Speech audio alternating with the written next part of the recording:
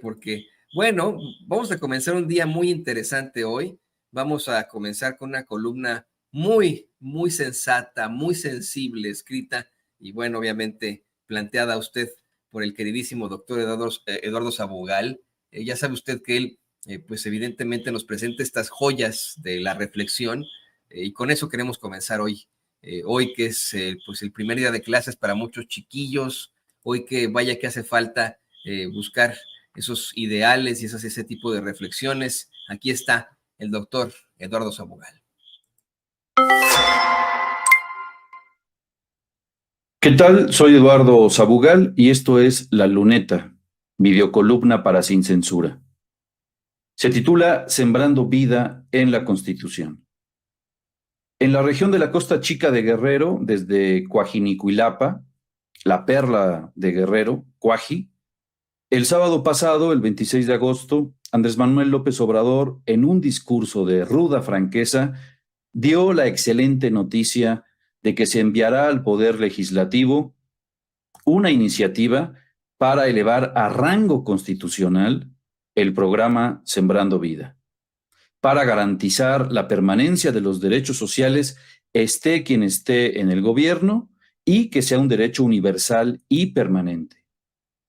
En el artículo 27, fracción 20 de nuestra Constitución, queda establecido que el Estado promoverá las condiciones para el desarrollo rural integral con el propósito de generar empleo y garantizar a la población campesina el bienestar y su participación e incorporación en el desarrollo nacional.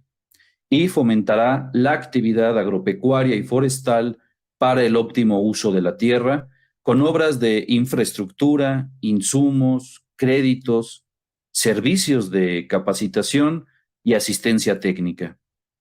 Pese a ese artículo constitucional, históricamente en México hemos arrastrado una deuda con las comunidades indígenas y con el campesinado en general. Ya en 1967, Fernando Benítez, en su gran obra Los Indios de México, mencionaba que pese a todos los esfuerzos del Instituto Nacional Indigenista, el INI, dirigido en ese momento por Alfonso Caso, pese a los 21 millones de presupuesto anual que tenía ese instituto, seguía existiendo un muro infranqueable, pues cualquier monopolio de latifundistas o de compañías madereras tenía más personal y desde luego más dinero que el INI. Y aunque el INI, del que hablaba Fernando Benítez, había logrado agrietar ese muro, para demolerlo, dice Fernando Benítez, en pocos años el INI debería de transformarse en un banco y adelantarles dinero a los campesinos a fin de mejorar su producción y salvarlos de los agiotistas.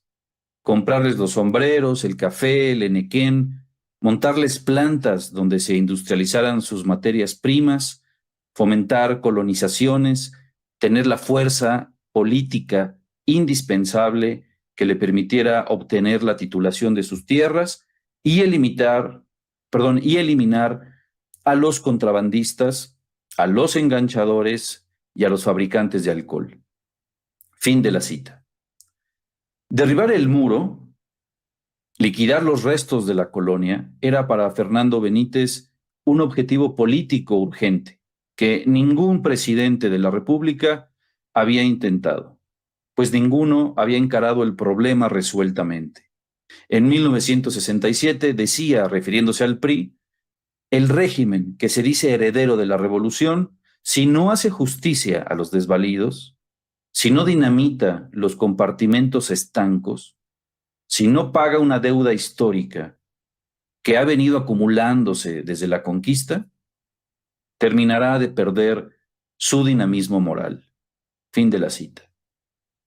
La política de la Cuarta Transformación ha implementado algunas de las recomendaciones que hacía Benítez en aquellos años, añadiéndose además la prisa por quitarle al crimen organizado las manos, los cerebros, los corazones de la juventud que corre el riesgo, al no tener opciones, de caer en conductas antisociales. Hasta la fecha, según cifras oficiales, con el programa Sembrando Vida se han beneficiado 455,749 personas con empleos permanentes, cerca de 1,000 municipios de 21 estados, esto es cerca de 9,000 ejidos, y se han contabilizado hasta el mes pasado 1,269 millones aproximadamente de plantas producidas en total. Al margen de la ayuda económica, que son 6,000 pesos mensuales en este momento, para los productores de hasta 2.5 hectáreas, los beneficios sociales colaterales consisten en el intercambio de saberes, la autonomía comunitaria, talleres de aprendizaje y el sentimiento de pertenencia, hacer comunidad en determinado territorio. Ya antes, en abril del 2022, el diputado de Morena, Alejandro Robles Gómez, había presentado una iniciativa para reformar el artículo 27 de la Constitución Política de los Estados Unidos Mexicanos, con el fin justamente de elevar a rango constitucional el programa Sembrando Vida. En ese momento, el diputado Robles Gómez afirmó que el Estado mexicano debería promover la reforestación en el territorio nacional y apoyar a campesinos, indígenas, comuneros y todo aquel que de manera decidida promoviera y ayudara en la conservación de los recursos forestales del país. Dijo en ese momento que anualmente el país perdía miles de hectáreas, una cobertura forestal que se va perdiendo a una tasa neta de 128,000 hectáreas al año, debido a prácticas ilegales como el cambio de uso del suelo, la tala clandestina, el comercio de materias primas y productos forestales, así como incendios y plagas. Pese a ser el programa de reforestación más grande y pretencioso del mundo, pese a ser un programa que intenta derribar el muro del que hablaba Fernando Benítez, el programa Sembrando Vida ha sido acusado de clientelar y criticado fuertemente por ambientalistas porque dice que promueve la deforestación. Esto es totalmente falso y ambos ataques infundados. Para empezar, porque en el acuerdo por el que se emiten las reglas de operación del programa Sembrando Vida para el ejercicio fiscal del 2023, en las especificaciones de las unidades de producción, en el cuarto número de los requisitos, para ser exactos, se aclara que la superficie destinada no debe presentar signos de tumba, roza y quema, ni tala de árboles, que se hayan realizado en días inmediatos previos al ingreso al programa, lo cual se acreditará en la visita correspondiente.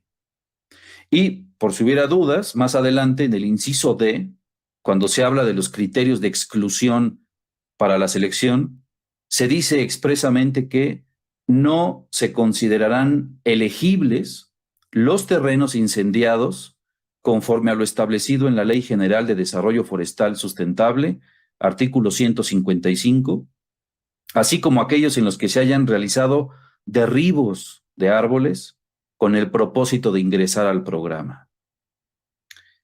Además, si de verdad fueran ambientalistas quienes atacan el Sembrando Vida, celebrarían que con este programa no solo se hace un uso eficiente del agua, sino que se contribuye a la conservación de los suelos. Por otro lado, si fuera precisamente un programa clientelar, como afirma La Reacción, no se pretendería elevar a rango constitucional dicho programa. El presidente López Obrador, el fin de semana pasado, recibió de manos del primer coordinador de la Honorable Casa de los Pueblos en Ayutla de los Libres, Isabel de los Santos Morales, un machete de cinta labrado por artesanos del municipio.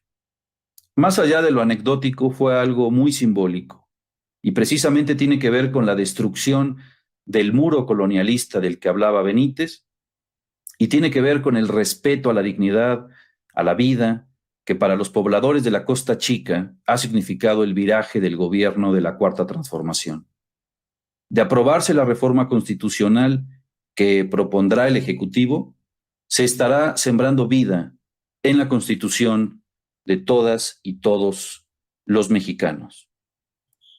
Qué interesante esto, ¿eh? Exactamente. Creo que ese tendría que ser el encabezado de, pues, aprobarse esta reforma, se estará sembrando vida en la Constitución, bueno, en la realidad de todos los mexicanos, ¿no? Hoy al hablar precisamente de la necesidad de un reconocimiento a nuestros pueblos originarios, de un reconocimiento a nuestra realidad como mexicanos, qué interesante lo que nos plantea aquí el doctor Eduardo Sabugal en Sin Censura. Y bueno, pues